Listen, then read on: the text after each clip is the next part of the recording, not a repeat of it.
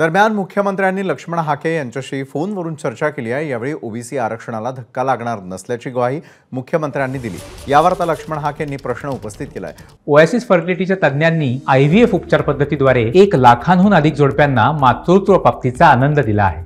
मोफत appointment book करण्यासाठी आजच संपर्क साधा। ओबीसी आरक्षणाला कसा धक्का लागणार नाही हे महाराष्ट्राला सांगा, असं आवाहन हाकेंनी मुख्यमंत्र्यांना केलंय।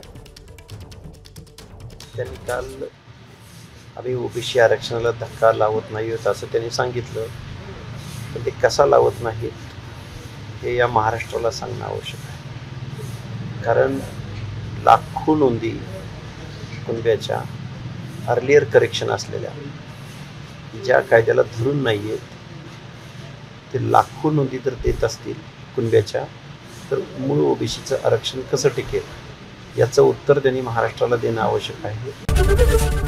एबीपी माझा, उघडा डोळे बघा नीट।